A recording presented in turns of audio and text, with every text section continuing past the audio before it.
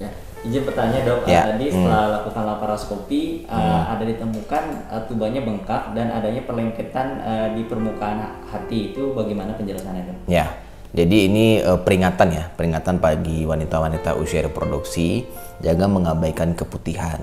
Jadi pembengkakan pada tuba atau kita kenal dengan hidrosalping itu penyebab paling seringnya adalah infeksi dari Chlamydia trachomatis.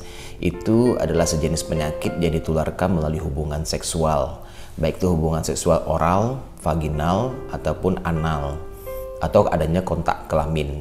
Nah, itu akan bisa menyebarkan infeksi Chlamydia ini dari suami ke istri dan sebaliknya dari istri ke suami juga. Dan infeksi Chlamydia ini adalah sejenis bakteri yang jika dibiarkan tidak diobati, dia akan merambat terus naik ke atas, yang kita kenal dengan ascending infection atau infeksi yang merambat ke atas.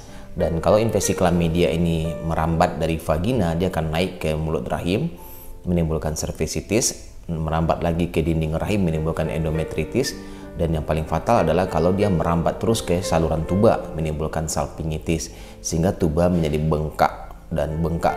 Kemudian rambut-rambut halus yang ada di permukaan saluran tuba pun jadi gundul dibuatnya. Jadi menimbulkan kerusakan permanen dari tuba, sehingga akibatnya tidak bisa diobati lagi. Kalau sudah menyerang tuba, maka kerusakannya permanen, tidak ada obat apapun yang bisa menyembuhkan infeksi akibat Chlamydia ini pada tuba. Sehingga resikonya adalah kita harus terpaksa mengangkat tubanya, karena tuba itu nggak bisa lagi kita selamatkan. Dan kalau kita biarkan tubanya sudah tidak berfungsi, tapi juga cairan infeksi yang ada pada tubanya akan bisa mengganggu penempelan embrio di dinding rahim, sehingga program hamil apapun yang kita lakukan, termasuk bayi tabung sekalipun, embrionya tidak bisa nempel di dinding rahim. Kemudian pada permukaan hati, itu pada saat laparoskopi kita ditemukan adanya perlengketan seperti jari laba-laba gitu, jari laba-laba spider gitu di permukaan kapsul lepar. Itu ciri khas dan ciri spesifik adanya infeksi Chlamydia.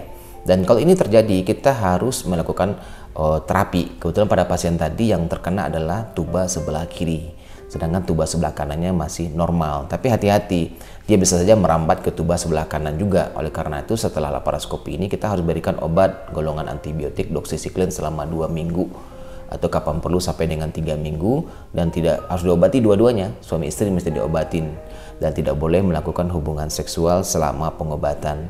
Jadi hati-hati terhadap infeksi Chlamydia, karena infeksi Chlamydia itu sangat merusak organ reproduksi, terutama menyerang saluran tuba atau saluran telur, sehingga menimbulkan kerusakan permanen. Dan kalau tuba sudah diangkat dua-duanya, program hamilnya hanya dengan bayi tabung, tidak ada program hamil